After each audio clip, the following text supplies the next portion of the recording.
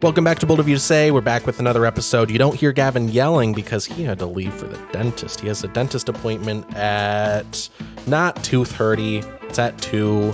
Yeah, I know. I told him to reschedule. Anyway, this week we got we got news. We got News Minute. We didn't even get to all of it. I wanted to talk about the Hollywood actors and writers strike a bit more. Hopefully we'll get to that next week. The news should still be fresh and there may be more developments, but we talked a lot about Ukraine and the developments there, and we talked about just generally what the hell is going on? What's going on there? How much further are we going with this? What's the end goal? We also talked about a little bit about LGBTQ conservatives say that they feel misled by Ron DeSantis. I question why they would feel that way, given his history. He has made it very clear who he is and what he stands for, which is just hating the people that say they feel misled now. We talked about this movie for this week. We talked about this week, The Death of Stalin. It's a 2017 comedy about, if you can fucking guess, the death of Joseph Stalin and just the sort of shuffle for power that happened afterwards. Everyone's scrambling to be the next Stalin. Next week, we're going to talk about the movie 65, the dinosaur movie with Adam Driver. It's in the past or maybe the future, or it's both. Who knows / cares. Anyway, watch The Death of Stalin on Tubi for free or wherever else they have it, if they have it on a different place by the time you're listening to this. Because we will be spoiling all of it. You have been warned. Anyway, there are timestamps in the description, so you can skip around if you want. If you want to skip a certain part, or if you just can't wait to get to a certain part, use that or don't. Whatever, it's up to you. And without any further ado, let's jump the hell into it.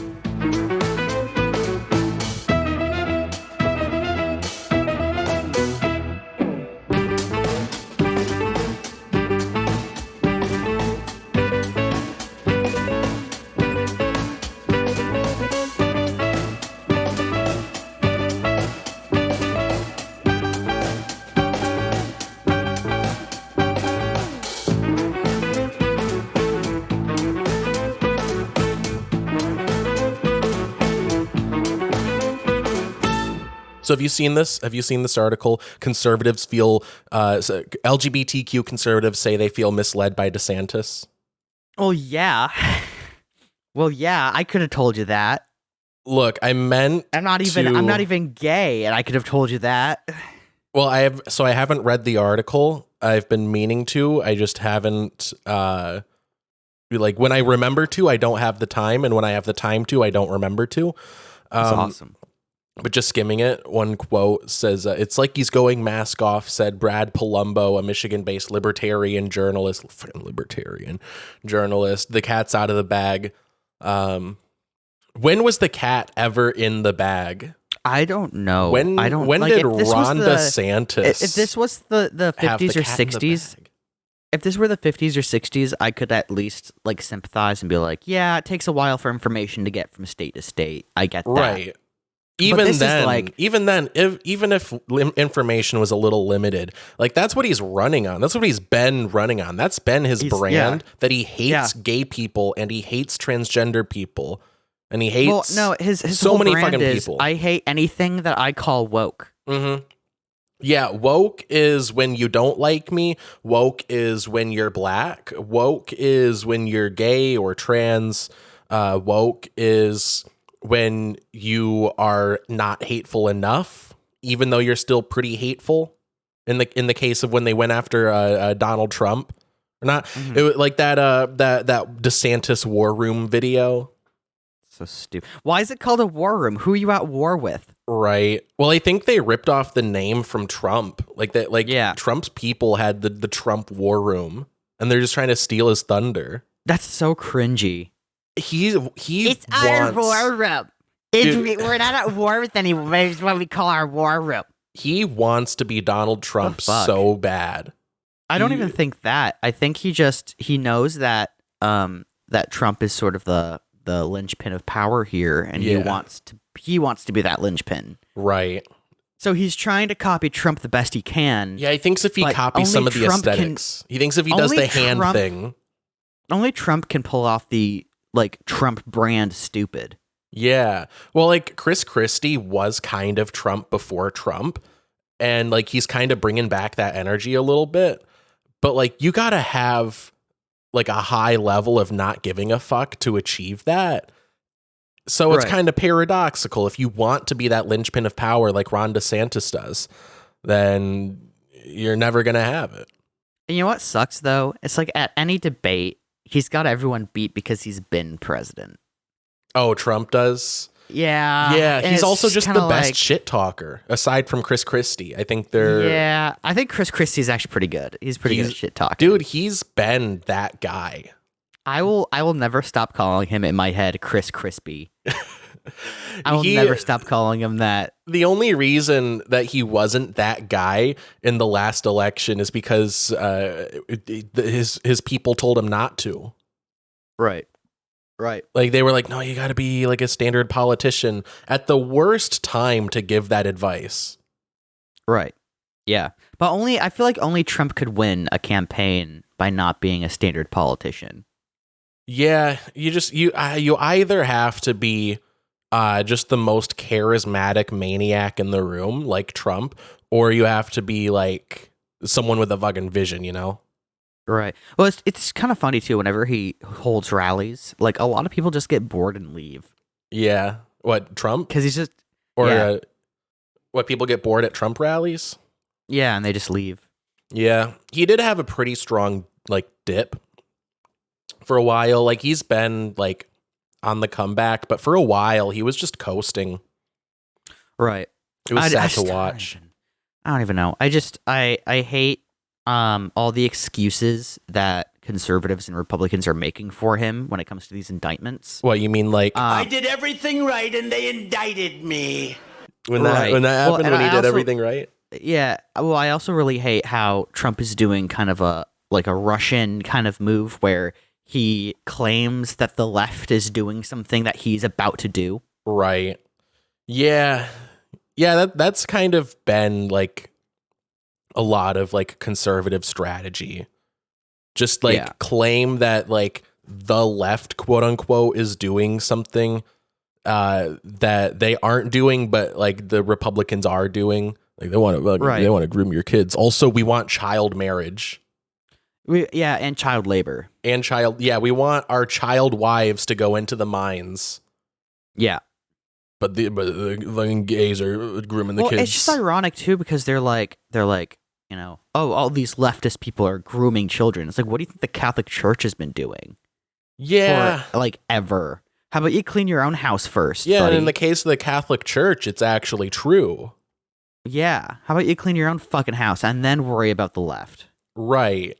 Yeah, that's just wild. But yeah, anyway, back to the article here. LGBTQ conservatives, first of all, what are you doing?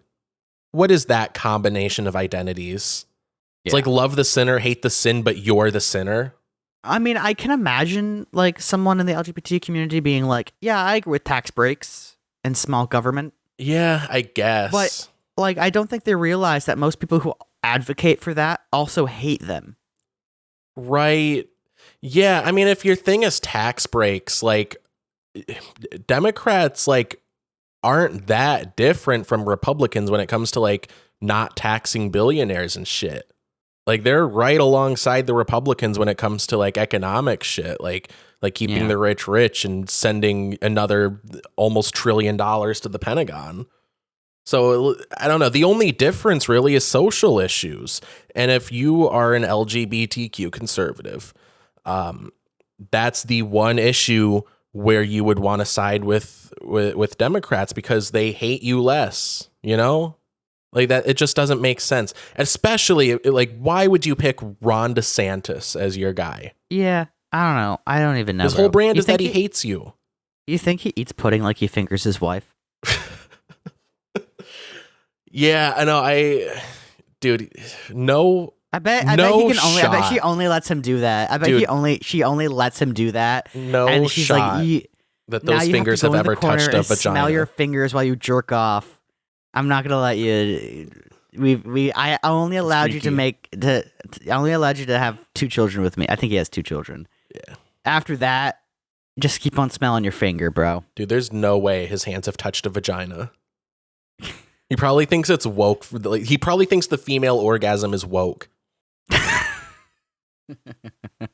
Yeah. But anyway, that's the long and short of that. Why, first of all, as an LGBTQ person, if you've like expanded your horizons to the point that you can accept that you're gay and you're not trying to like convert yourself, why are you still a conservative? And also, why are you picking the guy that hates you the most? Right. That's the long and short. Well, even then, I mean, I would also argue that Trump is a person who has talking points based on opportunity. So when DeSantis says something that's increasingly unpopular, Trump just says the opposite because that will be popular. Right. Yeah. He just says like what will, like you said, make him more popular. Like he doesn't like, believe in much. Like, oh, they're going after the LGBTQ. I'm the most pro LGBTQ, except for that time that I banned trans people from joining the military. Yeah. Except for the time where I tried to bring back Don't Ask, Don't Tell. Right. Yeah. With like LGBTQ people for Trump. Like that's something that Trump used in his own campaign in 2016. And it's also something that Ron DeSantis, or at least people affiliated with him, have attacked Trump for, but he doesn't believe in it. So he can just... It's almost like if you go after him for being too pro-gay, he'll just say that he hates gay people if that's, where the tide is going. And if you say that he's hateful, he'll say that he loves gay people. I mean, it's a shitty, like, hateful feedback loop. Yeah. Of Trump saying something dumb, and then DeSantis saying something dumb, and then Trump saying, like, oh, that's dumb, and then DeSantis saying, oh, that's dumb, and then Trump saying, no, that is dumb. Yeah. Yeah, see, that's kind of what makes the Trump versus DeSantis conversation interesting. Like, in terms of, like, who's worse or more dangerous to have in office. Because, like, DeSantis is just pure evil, and he knows what he's doing. And you can make the argument that at least with Trump, you can like convince him to do a good thing, broken clock and all that. Yeah. Like he did like the First Step Act, and he like released that the fucking grandma from prison that dealed weed on accident. I'm going to make a prediction here, and I might be jinxing it. I think Trump's going to win again. I don't really see anyone beating him. Well, and it's not. I think he's definitely going to win the primary, but lose the general. I mean, I think he might win the general. I don't know, because like in terms of a general election, Ron DeSantis does stand a better chance, but that's only if he can get through the primary. Because I think a lot of people are turned off to Trump just himself because he, tried that coup that time, and he's just kind of they don't care, throwing away his popularity. No one fucking cares. It was so illegal that no one knows how illegal it was. Yeah. Like it's I don't know. It's so dumb. And the thing is, I heard one political analyst, I forget what channel it was or what news source it was, but he was saying that like Democrats really need to just start like abandoning third party stuff and just backing Biden, because I think I agree with him that I think Biden has been doing a decent job as president. Personally, I think a good first half. I think he's been doing fine. And if we can't get our whips together and get behind Biden and be like, okay, this is our guy, primary, go. I don't see how anyone's going to win against Trump if you can't get the support base behind you. Yeah, I don't know. I don't. From what I've heard, the polling just isn't there. Like Trump isn't. Like he's not popular amongst the general population anymore. He doesn't have to be popular to Republicans. He just has to be the guy. I mean, to win the primary, yeah. Yeah, same with Republicans will just back him. Like if he's the guy that they've chosen for the primary, Republicans will just back him. Yeah, maybe. I don't know. I've seen a lot of like they've been getting really factional in the Republican Party. So there's a solid chance that like they could just run. Like someone might be dumb enough to be like, no, I don't like Trump, I'm gonna run as an independent, and then siphon votes away. But I don't know. Even the polling that I've seen, it doesn't seem like Trump has a good chance in a general election. At least from what I remember seeing. Maybe I'm wrong.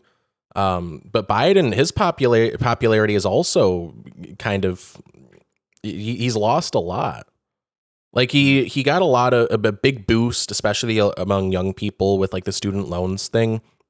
And then like, I know it's not like his fault that it hasn't like gone through, but I don't know. From what I've seen, like after like, the steam got taken out of it, the wind got taken out of his sails. It just seems like people have kind of cooled off on him. They're like, whatever. So I don't know, a lot of I've from what I remember seeing something like I think it was like 60% of people like Democrats when asked like, do you want Biden to run again? They're like, nah, we want someone else. So right. I think it's a race to the bottom. I think we're just comparing who's Trump, less unpopular. It's going to be Trump that's going to win. Yeah, I don't know. I don't know. I hope that Trump isn't reelected, and I hope that Ron DeSantis isn't reelected. Like I remember the first time in 2016 when Trump was elected, and everyone was like, "I'm moving to Canada." But this time, I'm serious. Like this dude did sedition. He tried to overthrow the fucking government. Yeah. Like and this time, I'm like, no, I'm gonna. If it takes me being a refugee in Canada, that's what I'm gonna do. I don't know. I mean, people said that last time. Yeah, that was before he tried to overthrow the fucking government. Yeah, but now it's just kind of a footnote. Is it? Like people don't like January 6th. He's shown the willingness to do that. He now knows what he has to do to overthrow the government. He will put whoever he needs in the DOJ, in the FBI, in the CIA to do what he says to do. He's just going to overthrow the fucking government. That's what he's going to do. He does not fucking care about the Constitution. He doesn't care about rules. He doesn't care about institutions. He just cares about maintaining power. Yeah, we really should have just barred him from office after that happened. But just seemed like it seemed like the movement wasn't really there. Well, that's the thing. You can't just bar someone from running for office. They have to do something that is enough to bar them legally from running for office, which requires the justice system. So it's not just as easy as saying, now you can't run for office. You have to like sue them or like bring them to criminal court and then prosecute them and then find them guilty of a very specific crime that bars them from running for office. You can't just bar them randomly. Yeah. I mean, I don't think it would be. It would have to be a random thing. Like, it's not like he did something that just someone didn't like. Like, there were crimes there. I just don't think it was... I don't know. I'm not a legal analyst, so I can't really say anything with 100% certainty. But, you know, from where I've been sitting, it seems like just the strategy hasn't been there to really get him on anything.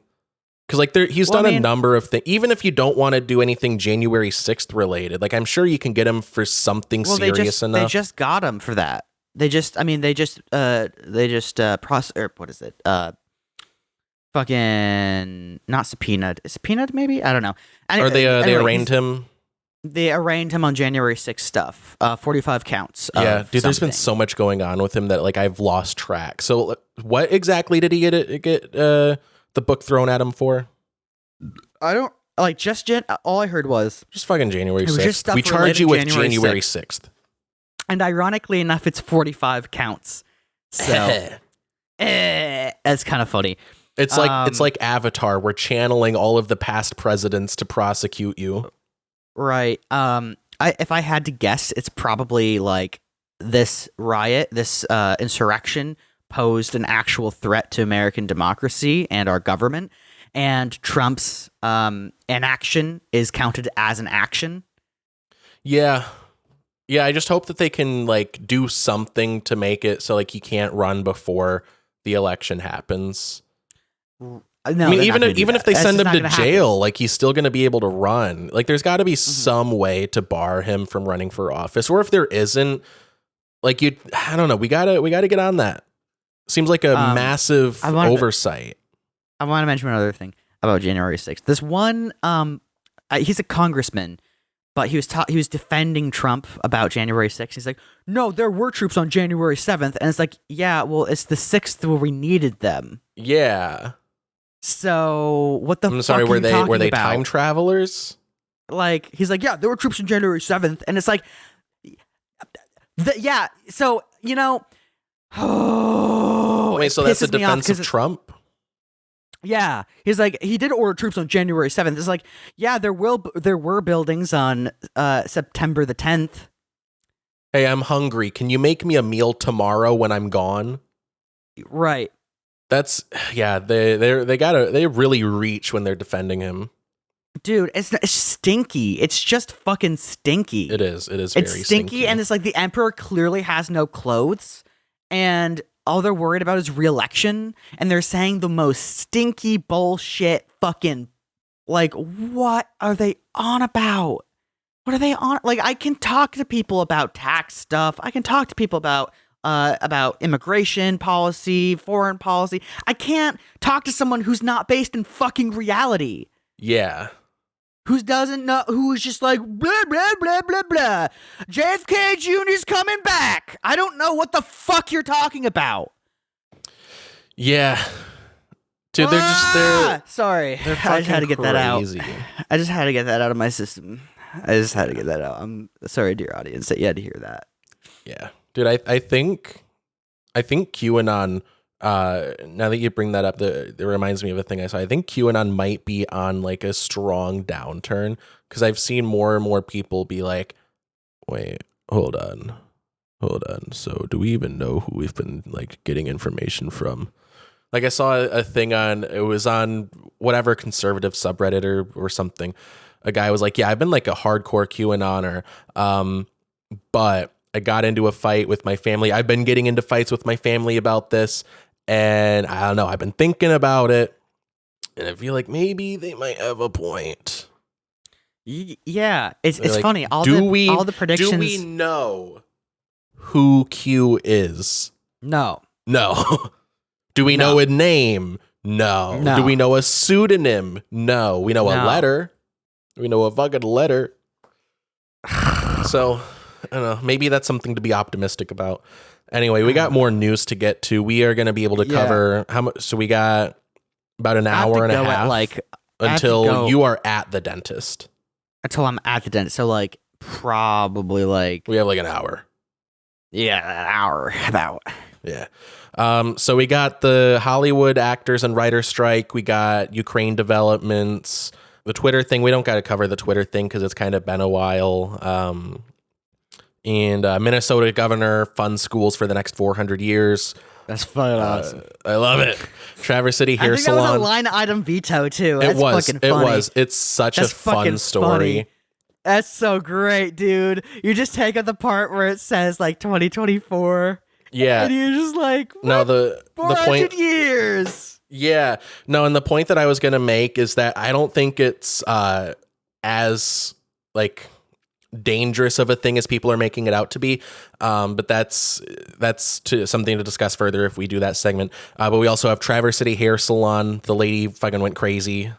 Did you see that? Yeah, and I think the Department of Justice is getting involved. Fuck. I didn't hear about that. I may be wrong. No, hang on. I might be wrong on that. We can Google that if we do that segment. So that's all to say. In this choose your own adventure, what do you want to cover next? I know you did the Ukraine thing, so if you want to get to that, we can do that. Let's see. Oh, it's the city clerk got involved. So not the DOJ. Not the DOJ. Very far. It'd be cool if it was the DOJ. If Merrick Dude, Garland can we was get like, hey, Joe listen. Biden with a fucking machete in there? Be like, what's going on, Jack? Why a machete? What warrants a machete? Look, desperate times and all that. We sent all of our fucking regular guns to Ukraine. Come to find out. Let's just cluster bomb the area. Can we cluster bomb the Traverse City Hair Salon? Yeah. Anyway, what segment? I'll let you choose. What segment are we doing next? I actually, because I typed up a little bit for the Ukraine stuff, so I want to. Yeah, we can get to that. I want to talk about that. So, a coup happened almost a month ago now, like about a month ago, maybe a month and a half ago. In Russia, coup happened in Russia. Essentially, I think his name is Yevgeny Prigozhin. he decided to turn his troops back and march on Moscow. March on Moscow, air quotes, because the Ministry of Defense of Russia had been calling in like missile strikes on Wagner troop positions. Don't know why. That sounds dumb. But Prigozhin was pissed, and he decided, hey, I'm pulling all my troops out, and we're going to go to Moscow. So they did this whole thing to Moscow. Even some of the Russian army joined them and defected, and they all went to the gates of Moscow, and then just said, never mind. Yeah, see, that's where I think the story is. Like, yeah, Russian coup, okay, yeah, we've been there, whatever, shit happens. But there almost being a coup is what makes it interesting. It's like, what? So here's the thing. People are confounded with the Russian military is in Ukraine right now. They have the Russian National Guard to protect like homeland security, I suppose. Right. But definitely not enough to protect against Wagner. And Yevgeny Prigozhin had everything in his hands to go and overthrow Putin and then become the next leader of Russia. And for some reason, we don't know why, he just said, never mind. And then instead of being killed by Putin, which we would expect to happen next, he was exiled to Belarus. And then he came back from Belarus, and now he's back in Russia. So here, what doesn't make sense is...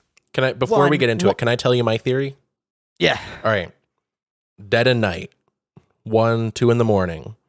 This guy gets visited by the spirit of his old employee, and he says, "You've been bad. You don't know the Christmas spirit." Then he gets visited by 3 ghosts who show him the error of his ways. I don't think he slept that day. Maybe he took a nap. I don't know. I'm just working with the information I got. He's like, hey, before you walk on Moscow, I need to take a nap. All I know is this guy was there, and ghosts are real, and they teach you the meaning of Christmas. Before we overthrow government, let me take power nap. Yeah, I mean, what is he supposed to like invade Moscow on an empty battery? I don't know.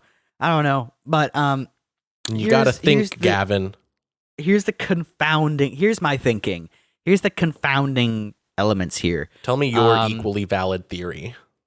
So, 1, why didn't Putin just have Prigozhin killed and assassinated? He seems to have not had issues with assassinating people in the past, especially now with a direct threat to his authority. It seems like this would be a good time to kill someone. Why didn't he do it? 1, maybe he needs Prigozhin. Maybe Prigozhin is important for some reason in the whole Ukrainian war thing.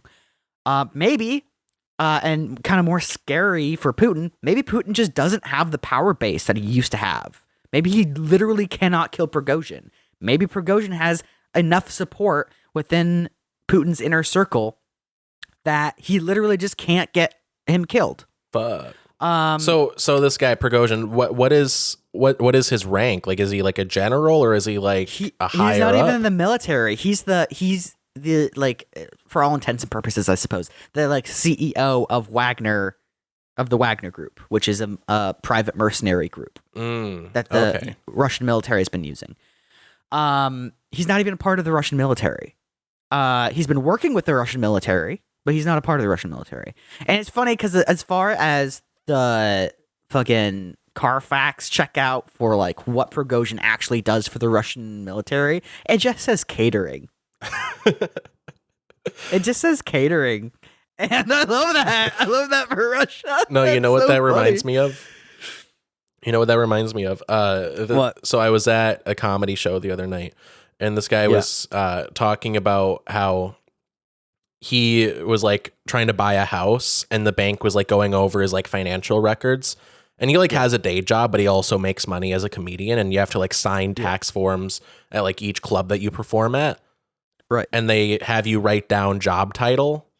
Like it doesn't, like, they don't make you write anything in particular there. You can write whatever you want. It's just, you know, you're a comedian there. So what he would do is just like him and like other comedians would just write down whatever makes the other comedians laugh the most. So it's like, so I see you have you got paid for work as chief boner inspector.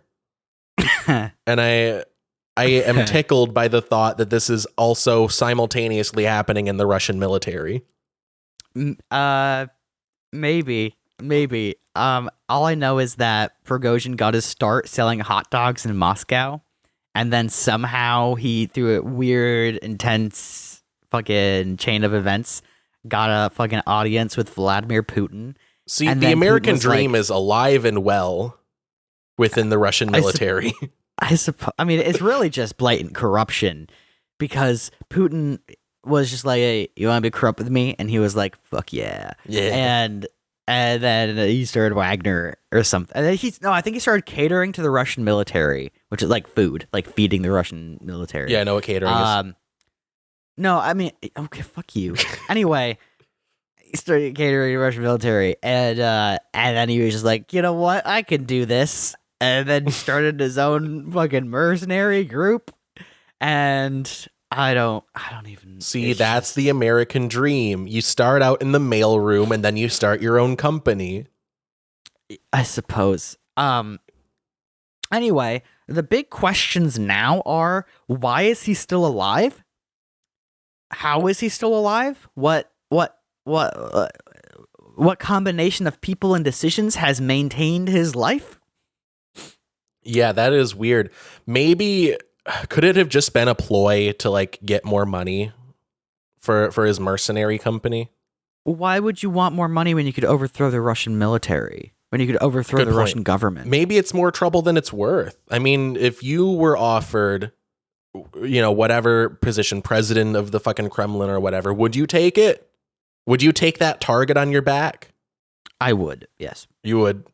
I would. If they're like, hey, you random kid in Traverse City. You know what? Did I just dox myself? No.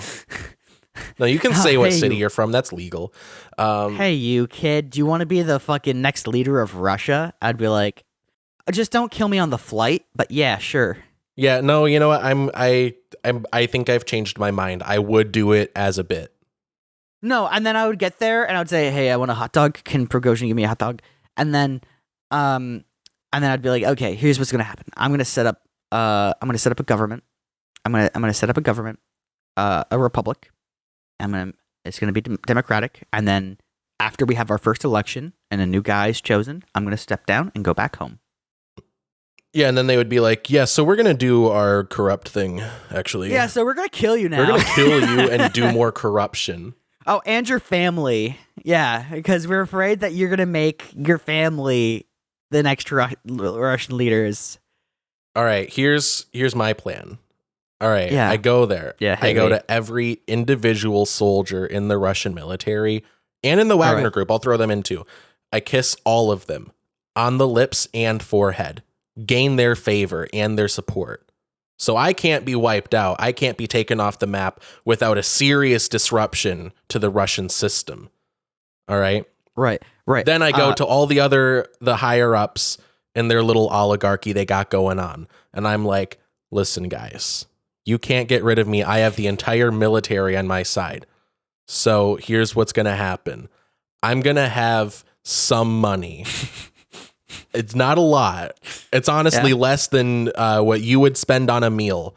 I'm going to have some money. It's literally going to make you laugh. You're going to laugh when I ask you for this. The amount that I'm going to ask. I want $30,000 a year, and I'm gonna hang out. All right, and I want you to be nice to me, or I'll cry. And if you don't. Or I'll cry. We all know how uncomfortable that makes everyone in the room. Yeah. And when I say cry, I don't mean like the silent tear down the cheek sort of thing. I mean ugly cry. My face is going to be distorted. I'm going to be making weird guttural sounds. And I will make friends with all of your parents. I'm going to fuck your mom. If any part of this supply chain is disrupted, I will kill myself and people will be mad at you. That's my plan if I'm offered the position of the president of the Kremlin. Oh, actually, sorry. I'm mistaken something. So if I'm made president of Russia, the first thing on my list is ending the war in Ukraine. I want to make that very clear. Oh yeah, I would throw that in too, I guess. No, yeah, no, I'd be like, hey, let's stop that. Let's not do that. And then since we're a new government, just say we're a new government in the international. Oh yeah, and also hand Putin over to the International Criminal Court as a show of good favor to the West. No, here's how I would handle the Ukraine conflict. I would say, all right, guys, here's the plan. We will. I'm using a lot of air quotes here. We're going to claim Ukraine, but it's going to be like a China-Taiwan situation where we just kind of look in their direction and say, you're ours, but they're like their own thing, right? Everyone's happy. They get to do whatever they want, but we claim them as a dependent on our taxes. Is everyone good with that? And they'll be like, this country don't have dependent. And I'd be like, don't have. Then I'd be like, seems also, that we're at an speak impasse. Russian, so we'll need an interpreter. Yeah, I will pull out my comically long rifle that I will use to kill myself and make everyone disappointed in them. I'll just take out Google Translate. Yeah, fuck it. Like, here, no, I'll continue to speak English, but more loudly and slowly. I'd be like, if you don't pull out of Ukraine, I will kill myself. And they're like, don't do me any favor. And I'll be like, but I'm friends with your parents, and they will have questions. Right, they will ground you. Yeah. They will ground you. Dude, Thanksgiving will be weird if you don't pull out of Ukraine. I just think it's funny if you did that and you went to the UN and you're just like, yeah, Ukraine is ours. Just letting you know. And they're just going to be like, no. Yeah. We'll be like, but can we claim them as a dependent on our taxes? And the UN would be like, sorry, are you filing taxes as the government? Who are you paying taxes to? Who have we been paying taxes to? Who are you paying taxes to? And then money going? And then I empty out my offshore bank account that has all of Russia's tax money in it, and I flee to Switzerland. I just think it's really funny that's just like, yeah, I've been paying taxes, and they're like, we don't do that. Who are you paying? Who are you? Oh, it's just it's a group. It's like somewhere. I guess they're called the Taliban. I don't know. They just say we owe them tax, and so we've just been. The Taliban is just my shell corporation that I use to extort money from the Russian government. Yeah, and that's canon. That's canon. That's canon to this show. So you paying taxes too. Anyway, you want to touch on cluster bombs and then get to another story? Let's have this discussion. Yeah. So do you want to let you go? Do you want to do the setup first? Yeah, you can go. I pee first. Okay, I need to pee first. You can talk about the thing. Can you hear me? Will you be able to hear me? I can hear you, and you won't. Yeah. Okay. We'll talk about Gavin's mustache, which has been working. It's been working. So we talked about this the other day. I think that the discussion that we had was less productive than it could have been because we both didn't have the complete story. I had just listened to a segment on it and I was like presenting the information to Gavin. I imagine he had heard about it before me mentioning it to him. But basically what's going on is cluster bombs have been they've been kind of controversial because like, yeah, they blow shit up, but the way that they work is they detonate like a bunch of small bombs, and they have historically had a very poor dud rate. Like half of them just don't go off, and then later on civilians come across them, usually children, pick them up and they don't know what they're doing and they blow off an arm at best, or at worst they die.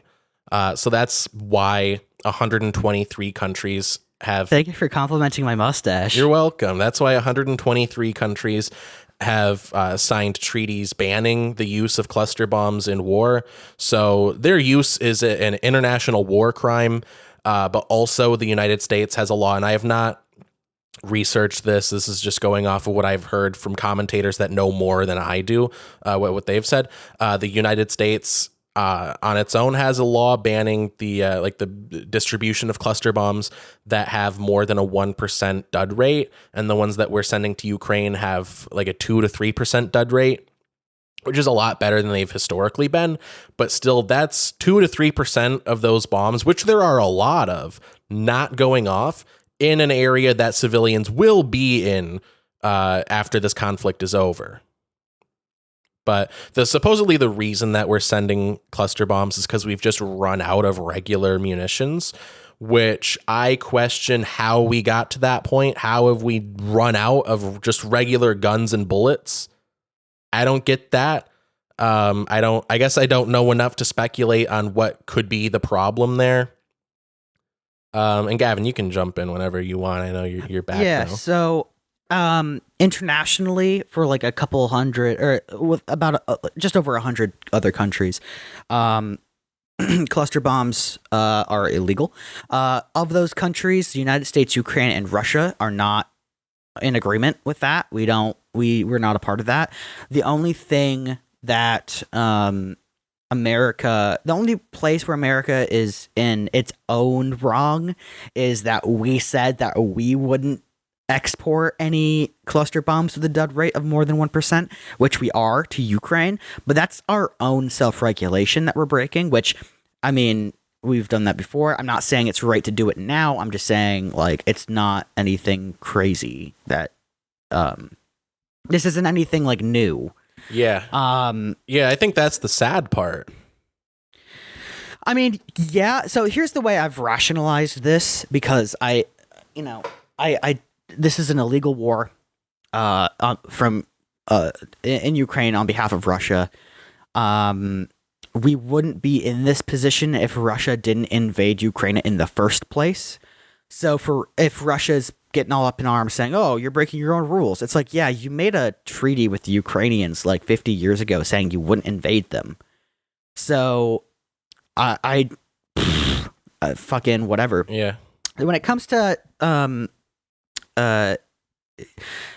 it comes to like civilians potentially picking them up, I hope we make technologies that are able to find undetonated cluster bombs and can detect them, and we can get them. And it would have to be a very new invention, because from what I've heard, they're incredibly difficult to clean up after, because first you got to find them, and that's difficult. So they'll usually just sweep an area and just kind of try to set off as many as they can, which itself is destructive to the environment, but I don't think there's any guarantee that you can get them all. So you are risking blowing up children, to put it a bit hyperbolically. And that's the thing, though. Like, and you're right. You are risking blowing up children, but the other thing that's risking blowing up children is this fucking war. Yeah, well, that's why I say, how have we gotten to the point that we've run out of regular non-war crime munitions? And I have a theory on that. Because I don't make fucking military stuff, but I did work in a pharmacy. And close enough. Different kind of weapons. In principle, in terms of regulation, kind of. So, in the pharmaceutical biz in America, especially for controlled substances, manufacturers of those controlled substances can only make a certain amount dictated by the government. So that's why we have things like Adderall shortages, because these pharmaceutical companies can only manufacture so much legally. I think the same might apply to making munitions and making weapons, and explosives and bullets and et cetera, et cetera. So it might be that, and these cluster bombs are kind of like what we got. It's kind of like what we have that we can export. It could be something else. Again, I'm not a military logistics dude. I don't fucking know. Well, I would question then, if we're already, breaking the law to send these cluster bombs over. We're not breaking any law. we're not breaking international law because we did not sign off on those laws. Okay, I mean, I didn't know that we did not sign off on that. No. If that's true, but we are breaking United States law. Yeah, but and again, like explanation, but not an excuse. Yeah, but we do that all the time. Yeah, but I mean, that doesn't change the fact we are breaking our own laws. So if we're already working around the system, why don't we just lift whatever cap may be in place on, manufacturing normal munitions? Well, and that's the thing. That's just a theory on my end. I don't actually know why we don't have enough munitions. That's just the only thing I can think of. Yeah, I'm saying if that's the case, why not just lift the cap? It could be that we're just like dry out and we just don't have enough of a certain material to make whatever. Yeah. I don't know. It could be a logistics issue. It could be a supply chain issue. If it's a supply chain issue, like, come on, U.S. military. You guys are the best at that. Like, well, good God. I think it's also it's a symptom of how much the government gets screwed over by like weapons contractors. You know what I mean? Because like that's an educated guess. I mean, we spend more than the next 10 countries combined on our military, and we don't have bullets. Meanwhile, we're spending like $1,000 on screws. Well, also it could be that it's not like we're giving them our supply. We're giving them like a storage unit of supplies. So these are like supplies that we have laying around that we don't need, because we need to like do our thing too. We do a lot of stuff in the Indian Ocean. Yeah, we got to do our own imperialism. It's not imperialism, Alex. It's not. It really isn't. Totally imperialism. Not. Totally not. Imperialism would imply that we're actively controlling these countries and their legislation. In fact, we're only really allowing for the safe conduct of free trade. Right. Yeah, because we would totally let these countries that we're occupying do stuff that our Which fucking government wouldn't like. Occupying? In the Pacific, for instance. I mean, do you want me to rattle off a list? I did not prepare that ahead of time. We have like a military presence in Japan, South Korea, in Australia, just to name a few. But to say that they're like colonialism, that's kind of blowing it way out of proportion. I mean, it is imperialism. That's like empire activity. That is not. We just have a military base. And I suppose these other countries have military bases on U.S. soil? That's something I'd have to research, but I would not be surprised. I mean, it seems like it would be pretty hard to argue that the U.S. does not engage in imperialism. I think the jury's pretty much like the jury's in on it. Look up.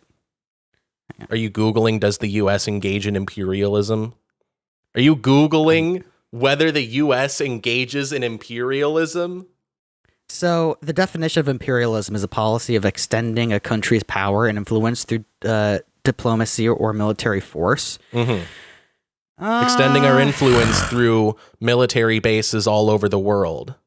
Why else would we do that if not to extend our influence? Even if it's for a noble cause, like you say it is, even if it's to facilitate free trade, even if it was just purely that. Well, to allow the facilitation of free trade, it's kind of hard to do free trade when there are like pirates. When you don't have a centralized military power. Well, yeah. Did you hear the story of the time a North Korean ship was also, by the way, there are sanctions on North Korea from a lot of other countries, but some countries North Korea can still legally do trade with. And there's a really good story I heard where this North Korean ship was coming back from whatever country with supplies to bring back to North Korea, and they were being attacked by pirates in the Indian Ocean. Like a U.S. warship was able to like fight off the pirates and then patch up the North Korean warship and send them on their way. If that's imperialism, then okay. What's terrible about that? Okay, I mean, that's neat, I guess, but that doesn't negate, like, if an empire does one good thing, they're not no longer an empire. But also, that's a totally separate set by the international community. Like, it's not like we're the ones setting the rules. Right. The guy with the biggest gun in the room has no influence over what the rules are. Right. Yeah. It's not all that we don't have it's all any equal footing. We have a voice too, but our interests aren't necessarily in the conquering and the controlling of other nations. It's in the facilitation of free trade. I'm sure that's thing. our pure interests. I'm sure it has nothing to do with the military-industrial complex or oil or poppy fields. I'm sure it has nothing to do with any of that. But that's a separate conversation. But for our corporate overlords, the biggest thing is making money, and trade does that. Mm-hmm. So anything that would threaten their income, they're gonna say like, "Hey, no, let's not do that." So it's imperialism on behalf of global capital. That sounds like what you're describing. If you think that free trade on behalf of other nations is imperialism, then sure. I mean, you're arguing against a pretty popular consensus. So wait, do you think that we should just take out all of our military from these countries and just let whatever happen? Gavin, see, you're doing that thing again that I've talked to you about, where I make an argument and you extrapolate the most extreme possible version of that argument as like my core like conclusion. Well, I just don't see any other alternative. I don't know, man. It's like I've been trying to say, it's a separate conversation. We're talking about Ukraine and we're talking about cluster bombs. Okay. Hey, Alex, I love you. I love you. Yeah.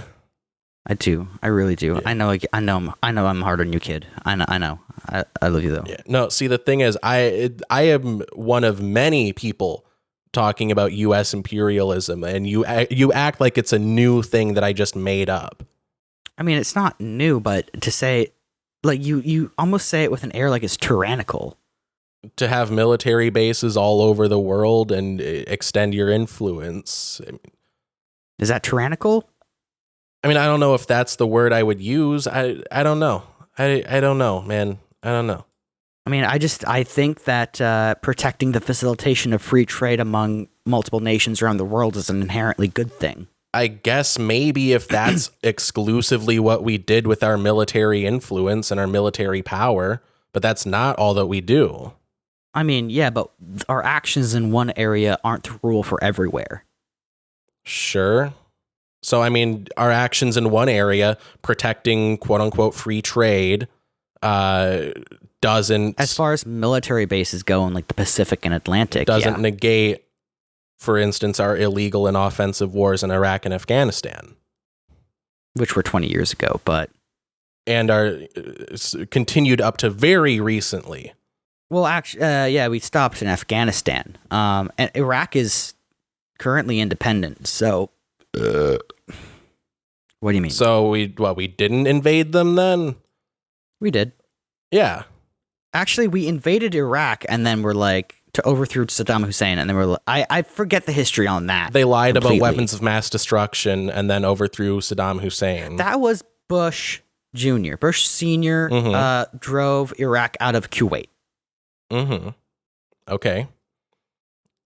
So anyway, yeah, we sent cluster bombs. I would. The second point that I was going to make with that is if this conflict is enough to supposedly dry up our regular ass like bullets and shit, maybe it's time to come up with an exit strategy. I know you don't agree, but it just seems like there's got to be a way to facilitate some kind of, more peaceful resolution instead of just keeping this conflict going indefinitely. It's going to be a money pit, and it's going to be a body pit. We're going to just keep throwing lives at this. I mean, not United States. But that's not our fault. That's Russia's fault. They're the ones keeping this war going. Okay. I mean, so I'm saying like there's got to be some kind of peaceful resolution to this, because I mean, if we don't give up and we know that Russia won't give up until they just fucking collapse, then there's got to be some kind of negotiation that can be done. Well, so you just said it yourself. Russia won't give up until they fucking collapse. Any peace negotiation will only be an attempt to buy time to regather your troops and try again. Yeah, I mean, That's what Russia has historically done. I don't think That's what they've historically done and will historically continue to do. I don't think there's under under Vladimir Putin. I don't think there's a perfect resolution to this, but there's got to be something other than just indefinite fighting. Right, and you say that, but I think that should be a decision that is up to Ukraine. If Ukraine is like, actually, we're done with this, we just want to go to the table and negotiate peace, the United States would be like, okay, cool. Which doesn't really fall in line with this imperialism hypothesis. If anything, we would say, no, Ukraine, don't make peace, keep fighting. Okay. I mean, yeah, we are continuing the fighting. We're not. Ukraine is saying we want to keep fighting. Can we have weapons, please? Yeah, and we keep sending them weapons. Right, but that's not us saying keep fighting. Sure. We're just giving Ukraine the I mean, we don't need to tell them to defend keep themselves. fighting. Yeah, but that's a decision up to Ukraine, and we're just aiding them in that. Actually, it's not just us; it's the entire international community, minus China and I don't know the countries off the top of my head. I think China and India aren't aiding in that, but sure, like all of Europe is. Yeah, I mean, but I guess if we're the guys bankrolling the operation, I mean, if we're sending them all of this shit to use, it doesn't seem unreasonable to say, look, hey, you're bleeding us dry, apparently, because we've run out of bullets to send you. Either fucking go to the negotiating table, or, I mean, we can't keep this going forever. And then how will that look on the international stage, though? You have one country, Russia, saying, we're going to take this country by force. And then the United States, who is, by the way, freshly pulled out of Afghanistan after we said we would support their democracy. And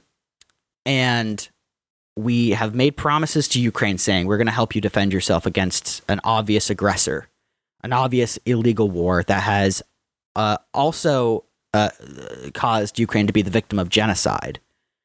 And you know what? After all that, we're just done. Well, I think we've done more than we would expect any other look? country to do for us. I mean, how long is this going, and have we made progress? Have we driven Russia out? No, we haven't yet. And not we, Ukraine hasn't yet. Yeah, I mean, what's the path to victory? I mean, do we have a clear, like, do we see the end of this? I mean, yeah. I mean, I don't know the specifics there, but just get Russia out of Ukraine is the whole thing. It's also being it's also being an example of like a symbol as to how larger countries can't just take over European countries. Mm-hmm. I agree with this war.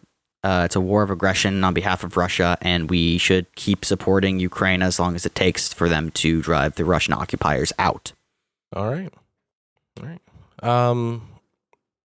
Yeah, that's all that I really want to get into with the whole Ukraine situation. Hey, Alex. Yeah. I love you. Yeah. Do you worry at all about the cluster bombs escalating things? No, because Russia has been actively escalating things since this war started. I don't think Russia's dumb enough to use nuclear weapons. That would just cause the end of the world, and Russia can't. You can have Ukraine, or you can have the end of the world. It's like they're in a lose-lose situation, and I don't think Russians, which are inherently where the power comes from for Putin, would agree with that. Yeah. I mean, Russians have been disagreeing with the war like the entire time. There've been protests going on there. And then they've been arrested, yeah. Yeah. I don't know when this war will end, but I hope we stick in it until it's over. Yeah, I think what bothers me is the hypocrisy of it all. Like the United States being the one to go after a country, like and say, like, you know, these guys are bad for doing an illegal and offensive war after our illegal and offensive wars. Like that's like, it's a little rich coming from you. Also, like, we have criticized Russia for using cluster bombs, and now we are sending cluster bombs. Granted, they're less dangerous than the ones that Russia has been using. Actually, still. Russia's cluster bombs have a dud rate of about 30%. Yeah. So ours is 2%. Yeah, but the issue doesn't lie in the dud rate specifically. It's just cluster bombs are, to put it lightly, a general no-no amongst the world. Not us, not Ukraine, not Russia. Well, we do have our own law against exporting cluster bombs with more than a 1%. With a more than 1%, right. Yeah, but and we are exporting with more than a 1%. Yeah, dud but that's rate. you're saying the international community is against that. The international community is against are, cluster bombs. But we aren't. Ukraine isn't, and Russia isn't. Those are the three elements that matter in this discussion. Everything else is, as it relates to cluster bombs, everything else is sort of irrelevant. Sure, but I mean, if the law is our best attempt to codify morality, then I think looking at the letter of the law is, you're missing the point. It's more about the principle of it. Like all of these countries, and I'm going to look up if the United States is one of those countries, because I feel like I remember hearing that we did sign off on that. Okay, I found a Wikipedia page on the Convention on Cluster Munitions. All right, state parties. Are we on the list? Oh, we are not. Oh, Tunisia is. That's where my old roommate is from. Anyway, put a marker in there. All right, yeah, we did not sign off on that. Maybe we should have. All these other countries, including like a lot of our allies, have signed off on it. Yeah. I mean, in my mind, we can deal with the hypocrisy after Russia's out of Ukraine. Yeah, but we won't. I mean, you should just vote. You should just vote. I guess, but what'll that do against an issue like this? I mean, who are we voting for that will stop this? I don't know, but will voting blue stop this? Avenue. Joe Biden is the one sending them, and he's the guy that we have to get behind in the next election. I know, but it's our only avenue for change through our votes. So, I mean, what else? I mean, there is also like protesting and other organizing. Which is wholly pointless. Is it? It kind of is. You don't have to listen to him. What, so you think the civil rights movement was pointless? No. I mean, even electorally, there are like, there are intersections of protesting and electoralism. Let me rephrase that. It's not wholly pointless. It's unactionable. It doesn't, in and of itself, instigate action inherently. Sure, nothing in and of itself inherently instigates action. You got to combine things. Except for a bill signed by the president. Except for bills signed by the president. Yeah. Right. But, I mean, that can only go so far. If you don't like cluster bombs or you don't like whatever military action, whoever you vote for is, chances are, going to continue doing the thing that you don't like. Well, we'll see then. Yeah. Anyway, how are we doing on time? Okay, we have not enough time to cover the rest of this news, so we will maybe get to it. So we watched a movie this week. We did. I mean, so to correct that, I have seen this movie and I watched the history. I watched the History Buffs review of it. I think that retroactively makes all of my points correct and all of yours dumb and stupid and wrong. Because you haven't seen the movie. I'm going to jump off a bridge now. Now that you said that, I'm going to jump off a bridge. Oh yeah, I can do it. You good? Yeah, I'm good. I'm just like, I'm doing a podcast right now, though. Yeah, we watched a movie, Death of Stalin, chronicling comedically the aftermath and the governmental fucking whatever. Shenanigans. I would say shenanigans. Shenanigans, for sure. Shit pile, the fucking governmental dishevelment. Well, just a scramble for power. Right. Well, and like what you're seeing fucking is, way. Yeah.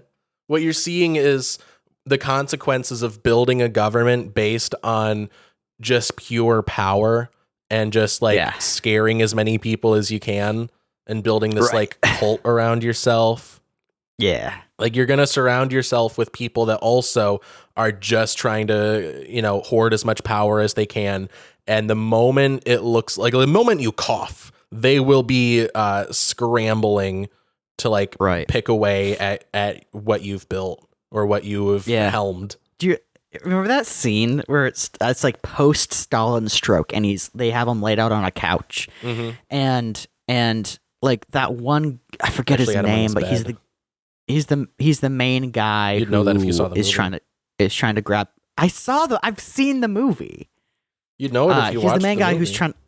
He's the main guy who's trying to grab power, but he's still like technically alive, just a little brain dead, and he tries to like Stalin tries to like sit up or something. This is like while this one Politburo guy is like literally making fun of Stalin to his face. Yeah. And then Stalin just kind of sits up a little bit, and instantly he's just like, "Oh, father of Russia, I'm so sorry. I love you. Everyone loves you. You're amazing." And then Stalin lays back down. He's just like, "You fucking dirty old man. You stupid, dirty, covered in your own piss and shit old man. We're going to fucking kill you." It's really funny. I love that. You know, I love, like, because of just how, like, he's cultivated this, like, a cult of fear around him. And, like, he has, like, lists of people that are just you fucking kill them. Fucking, they wronged me and they should die. Because of that, because of the inconsistent nature of it, you have people being like, "Oh yeah, fuck Paulina. Yeah, she sucks. She was a traitor to the state. Oh, she's back. All the evidence was actually all contrived and there were no witnesses." Yeah. Yeah. Or remember when they're in like Stalin's mansion and Svetlana shows up and they're all like, Svetlana, come here, come here. Right in my car. Right in my car. It's so fucking fun. It's a race. It's just a gross, icky race to the bottom. Yeah. And I love it. It's so funny. It's so funny. And it's funny because it's true. This stuff like happened. This is real. They had nuclear weapons. Yeah, no, I like the cast. I think the cast is very good. There's they got some good actors. Steve Buscemi was great in this. I really liked the military guy. He was great. And with the scar? Yeah, like the general or whatever. He was like the head of the Russian military. He was cool. I really liked him, just his whole vibe. Yeah. And I feel like he's like a no nonsense, like let's just find a way this works kind of guy. But also he will fuck with you. Oh yeah. I love that's that. That's what I love also, about him. I could kill you. I could easily get you killed. Yeah. Well, I was thinking during the movie, I was like, I recognize this guy. Where do I recognize him from? I just Googled him. He was Daddy Snape, or not Daddy Snape, Daddy Malfoy. Oh, dude! What? No. Wait, hold on. Wait, I need to look up something. Once you see him with the hair, you see it. You looking him up? I think I know him from something else. Oh, cool. Yeah, he is in. This is my favorite segment. What else was this guy in? He was in The Patriot. No, really. He was in Peter Pan. I think he was in Star Trek Discovery. Yeah, dude. Is it Jason Isaacs? Yeah, Jason Isaacs. Dude, he's in Star Trek Discovery. Dude. Oh, nice. Oh, I love that. Okay, I knew his face from something. Oh, he was in Superman Red Sun. If I had a nickel for every Jason Isaacs movie that takes place in 1950s Soviet Russia, I would have 2 nickels. Oh, he played Superman in Superman Red Sun. Oh, really? Yeah. Small world. That's nuts. Yeah, this movie is it's just funny. I heard a story of like the production of how they were trying to like pull this off, and they're like, let's try to make this as historically accurate as comedically necessary and possible. Mm-hmm. And so they tried to have the actors talk in like Russian accents, but in English. I was gonna bring that up. Yeah, you can do it. It's really great. Yeah, no, I love how everyone like is just speaking in their normal accent. The connection that I made is it feels very community theater, not in that it's bad, just like everyone's putting in their all. They are doing their best, but no one can do an accent. It's so funny. It's so funny. So I like that. I would, as much as I would love to see Steve Buscemi try to do a Russian accent, I'm glad that they went with that. Hey, Steve, just do yourself. Just please, just talk normal. Just pretend like your character was born in the United States and then lived there for like 20 years before moving back to Russia. Just with his parents or something. Be Steve Buscemi playing Khrushchev. Yeah, right. Oh god, it's so good. And so remember that one scene where they're at the open casket for Stalin? Yeah, and they're like, because you haven't seen the movie. I've seen the movie, Alex. You didn't watch it. I've seen the movie. You didn't watch the movie. I've seen it. I've seen the movie. You didn't watch it. This is you right now. I did everything right and they indicted me. Actually, dude, that's me when I get on Stalin's shit list. They're at the Stalin's open casket, and two guys are bickering, and they're like, one guy looks at the other guy, he's like, let's trade places, and the dude's like, no, I don't want to stand next to him. Yeah. And the dude's like, come on, we can make it look official, and it's like, no. Oh yeah, we can make it look like the part of the proceedings. Yeah, and Steve Buscemi fucking does the whole like steps forward, steps to the side. And then the dude's like, what the fuck are you doing? And he's like, I'm trading places with you. And he's like, I said no. Yeah. We're not doing this. You look like a fucking idiot. That was the one time that guy felt like he was in charge of anything when he just said no to Steve Buscemi. I did not believe for a moment that this guy was going to be in charge of anything. Dude, no one thought he would be, like, actually, though, historically, everyone in the Politburo thought he was just like the funny comedic guy that Stalin only kept around because he made him laugh. And then when Stalin died, it was like a race to the bottom. But it turned out that a lot of the people in the Politburo, especially the people in charge of assassinating people Stalin wanted dead, were also rapists and pedophiles. Yeah, it turns out. And so, fucking... not Khrushchev. Was it Khrushchev? Khrushchev was the guy that ended up being in charge, but Malenkov was the guy, like the guy in white that like Malenkov. He was like Stalin Jr. for like a weekend. Right. Oh, dude, it was so funny. He's like, I'm next. And they're like, no, actually, we're not gonna kill you. The document says that I have to wear Stalin's outfits. They're like, no, but we're not. Did he die? I forget. Did they kill him? You know what? He might have done my deal. He might have been like $30,000. I get out of your hair, and you don't be mean to me, or I will kill myself. Yeah. I'll kill myself, and I'll blame you. Yeah, and your parents will be disappointed. Yeah, not angry, just disappointed. Mm-hmm. And they'll have that conversation too. They'll say, "Listen, he died. He killed himself. We're not angry. We're just disappointed." Yeah. Yeah. I just want to know what's going on. I just like the fact that he's like wearing the outfit and he's like, I'm next. I'm the dude. And they're like, no, but we're not going to kill you. Yeah. Also, are you wearing a girdle? Are you wearing a corset? Yes. Yes, I am. God. Yeah. So, I mean, let's actually just start from the beginning. Stalin is listening to a fucking recording of a Spoiler symphony. alert. He does. Dude, he's dead today. Dude, he was dead during 9/11. Yeah. Yeah, where was Stalin during 9/11? He wasn't in the office. He was just jerking off or whatever it is Stalin did. You think Stalin jerked off? Oh, I mean, definitely before he took power. I feel like after he probably like had someone, you know? Yeah, I mean, like, I imagine think he had someone like do I it? can imagine him at a Politburo meeting and he's just like there jerking it and it like was dude, he's Lyndon B. Johnsoning it.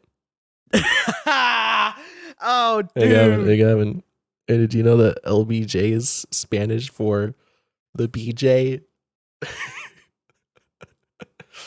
You made more to laugh with that. I am so proud of that moment. Anyone listening, I think we had him on for like our second or third episode. Mord. Yeah. He was in the What's class. He up to nowadays? Do you know what he's up to nowadays? I think he just lives on a farm and is like raising a daughter or something. That's cool. He's just raising his kid. I don't know. Just vibing. He was like some kind of like agriculture or whatever teacher before he did the film class. Probably went back to that. Let's find out his exact home address. He was just cool. I don't know. I Dude, liked he was. Him. Dude, yeah, I wanted him to like me. That's dude, the kind of cool he was. He didn't like me. He didn't. I like to think he loved me. But he just never told me, and he'd always act opposite. Do you think you like me? But Notice me, senpai. Notice me. Notice me. Yeah. Anyway, so Stalin's listening to this. Stalin's listening to the symphony. Actually, this really happened. He's listening to the symphony, and he's like, it's on the radio, not being recorded. And he's like, I really like this. I want a recording of it. So he calls him. He's like, hello, I want a recording of symphony. And they're like, then no one has the guts to tell him, oh, I'm sorry, it's not being recorded, but we can send you like what it is. We can send you like the like actual. It's like Beethoven. We can send you the like. A recording of it. But no one has the guts to say that, because usually if you defy Stalin in any fucking way, he kills you. So they decide to do it again, but they have to wake everyone up because everyone has already left. No, they were like filing, or is this like in the truth? Did they change it for the movie? Because I know in the movie, it was like everyone was like filing out of the building, and the guy was like, get back in your seat. I like how he's just like, hello, everyone. We're going to do this again. Get back in your fucking seat. Just stay in your seats. Stay in your seats. It's all right. Everyone just stay in your fucking seats. Don't defy me. Stay in your seats. It's so fucking funny, dude. I love it. And it's actually true that like so the dude who was supposed to be like the technician to record it, he actually passed out because he was so fucking frightened. Jesus. Like in real life, in the movie they have him like tripping and he fell and then a bucket like knocked him out. Like a bucket fell and knocked him out. That's okay. That's too comedic. I love that. It's so slapstick. But sorry, was he played by Charlie Chaplin in real life? Was he in real life a character by the actor Charlie Chaplin? I'm going to let you answer that question, Alex. I'm going to let you really... Let me put it to you this way. Charlie Chaplin died in the 70s. Was he played by Charlie Chaplin? Anyway, so it's funny because like some of the guests had left and they just couldn't find them. So they just found peasants from off the street and they're like, you in now. Yeah. And then the dude who was in charge, the dude who controls the orchestra with the sticks. Conductor. The conductor, some people call him. The conductor. I forget exactly what happened to him. I'm pretty sure he like got sick or something because like they're like Stalin wants a recording, so we need to do this. No, he was too nervous. That's what it is. He was too nervous and he couldn't do it because he knew Stalin may kill him if he doesn't do it right. And so they found another conductor in Moscow and woke him up at like 3 a.m. And we're like, hey, listen, hey, we need you now. And this isn't a choice. And they ended up doing it and sending Stalin a copy of it.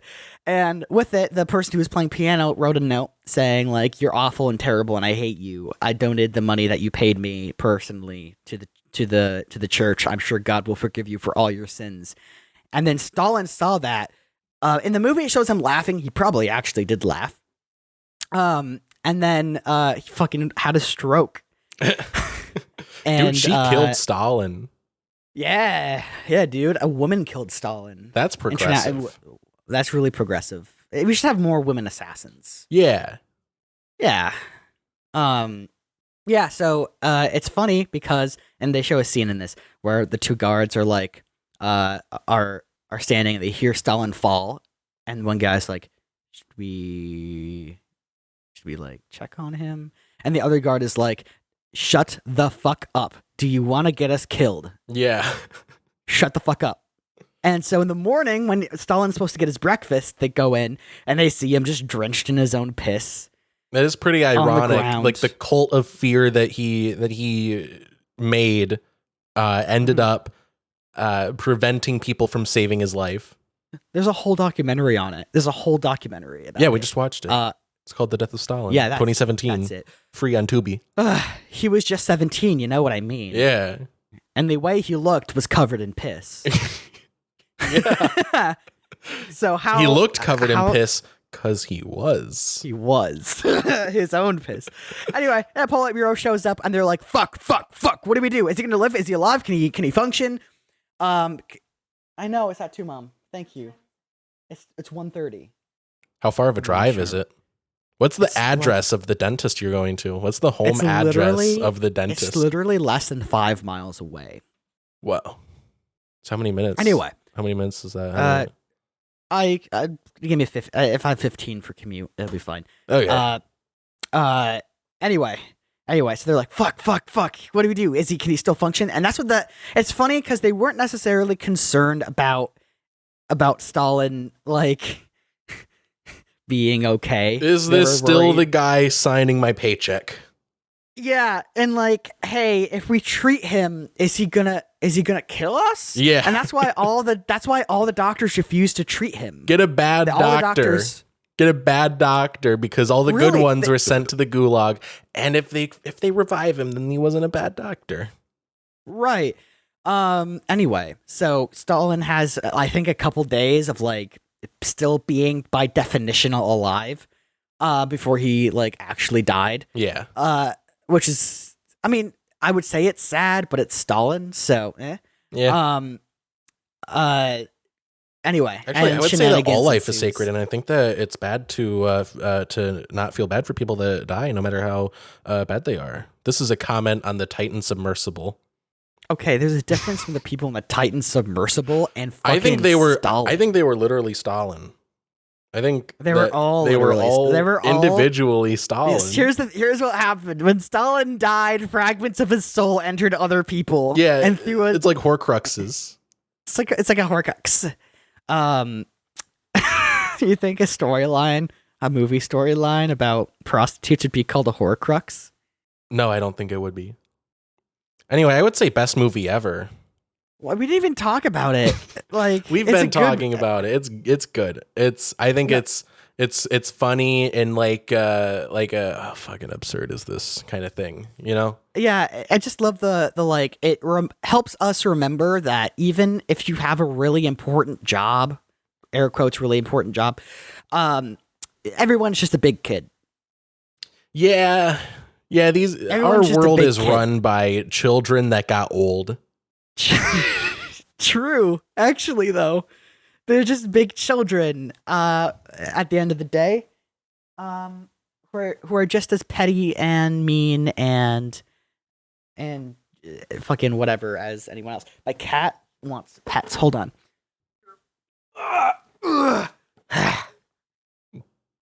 Dude, he looks like he just went to space. He's got that look in his eyes. This is Stalin.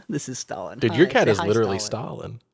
I can't believe you named your cat after Joseph Stalin, that guy that you really like. His name is Rufus. Who you quote to me all the time. I love Rufus Stalin? Rusif Robinette Stalin? Rusif Robinette Stalin. Rufus, what are you doing, buddy? Huh? What are you doing? Anyway, Death of Stalin, best movie ever. I would say so. Yeah. Very funny. Next week, it is my turn to pick because I did get Svetlana Stalin into my car, so I'm the new, General Secretary. General Secretary of the Communist Party, I'm the secretary of picking the movie for next week. So, I don't know. I don't know what to pick. I've been wanting to see Starship Troopers. I've heard it's very good, sort of a satire on like, heavy militarism. The Flash that just got put out on digital. You can watch it at home now. Cool. I want to watch it just to see how bad of a train wreck it is, because it's kind of comically bad at times. I mean, just the CGI is terrible. Yeah, but also it's like just they made weird choices, like digitally resurrecting Christopher Reeve. Right. Remember that King Kong movie starring Jack Black? I'm sorry, what? Remember that King Kong movie with Jack Black? Yeah, I'm looking that up. Look up King Kong Jack Black scene. The CGI is fucking terrible. Oh, he was in King Kong 2005. Yeah, it's terrible. No, just look at the scene. It's like all these dinosaurs are like chasing him. I'll watch it later. We got to decide on a movie. They all fall, and it's just like, let me put it to you this way. Me and my dad were watching it once on TV.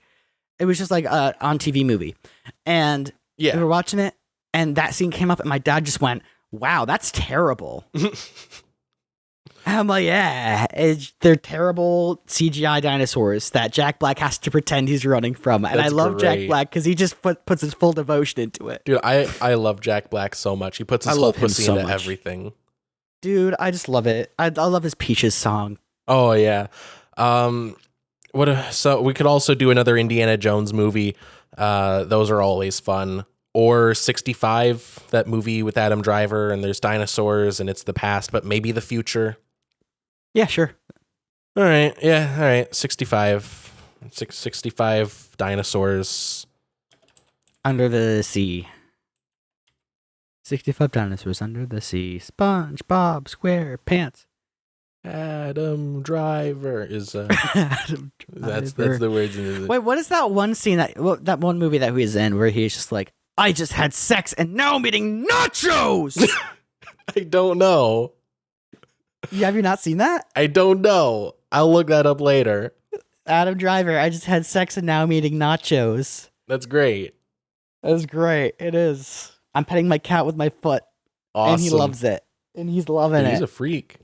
Yeah, he's He's super got that freaky. Dan Schneider energy. Anyway, you want to get off to he goes. recommendations of the week? Yeah. Let's recommend the week. If you have any, add them. Don't George Glass this actually, one again. No, I have one. You I have one. I Do you have? I Are you going to look at something on the wall and then recommend that? No. I really like clocks. No. Everyone likes drinking liquids. Everyone likes swallowing some good old liquid. And you always need something It's gotta be to water. no, it's not. You always need something to hold that liquid, and that's why I love cans. Cans always help us with drinking liquids. Interesting thing about these cans in particular is that they can stack on top of each other, making the logistics of transferring liquids Are they reusable? very easy. They're not reusable. They're single-use cans. And you can print whatever you want on them. They can be colorful. You think maybe have a nice little. They have a nice little water bottle tab top to might be to better? crack open. Not if you want energy drinks, Alex. And the cool thing about these tops on them is that at first they're actually pulling up a pin, Hey, Gavin. and that relieves the pressure. And then after that, it becomes a lever, and that is what opens up. I'm giving top you the of light. can and makes it easy to. I'm giving drink you the liquids. light. So just remember, when you're drinking liquids, cans can do I'm that. giving you the light. Get off the stage. Anyway, I have some recommendations. Oh, also rollerblading. I would have led with that maybe and just skipped the can thing. I'm funny. Yeah. Okay. Anyway, I read. Fuck you, dude. I read Spider-Man: Renew Your Vows a few days ago, and it's very good. It's a mini series from I think 2019.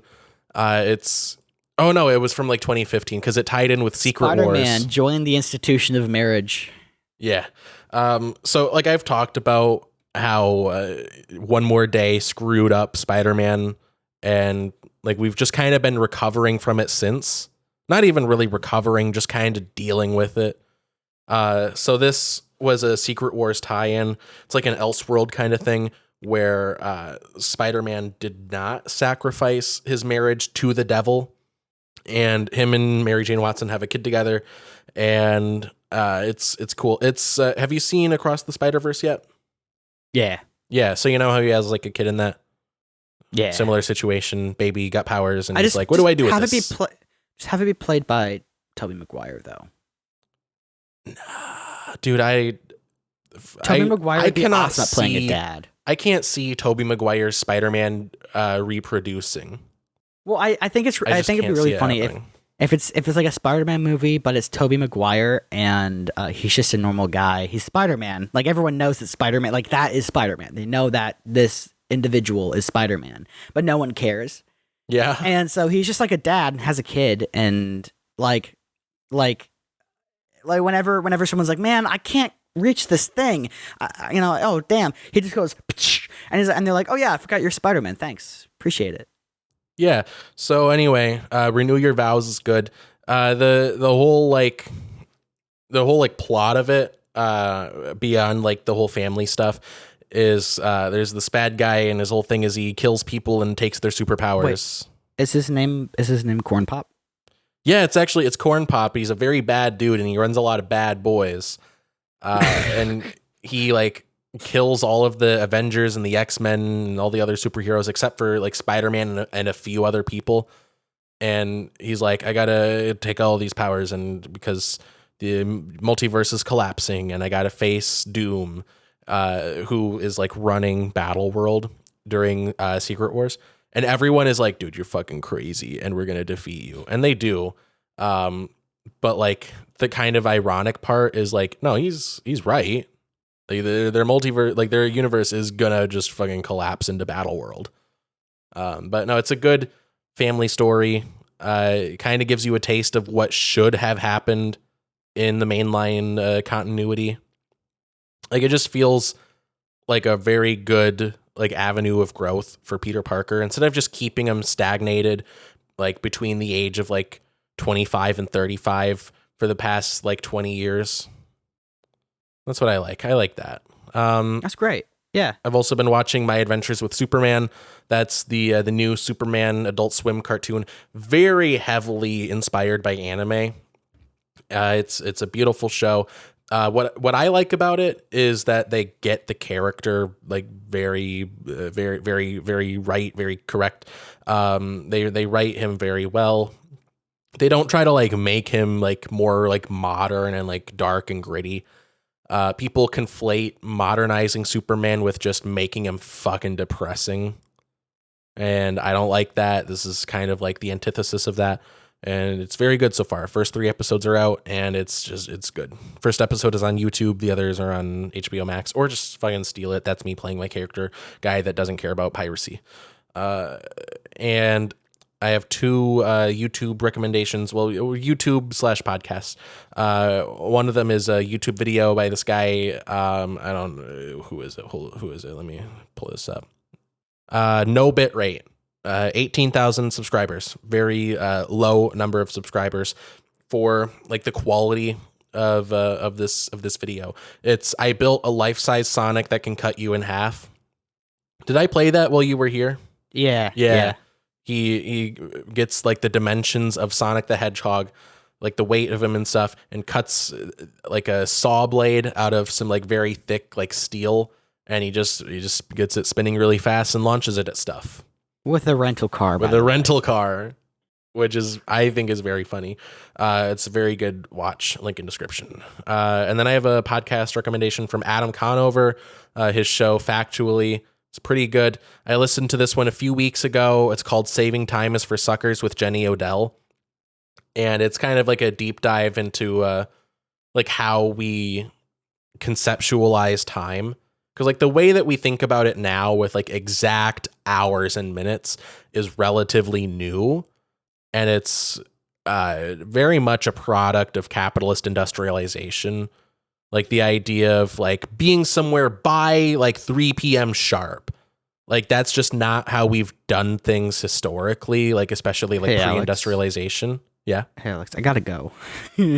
Okay, that's my last one. If you wanna ski daddle. I have to go like now. Yeah. I'm sorry. Yeah, get the fuck out of here. Go. Don't you know I don't want you anymore?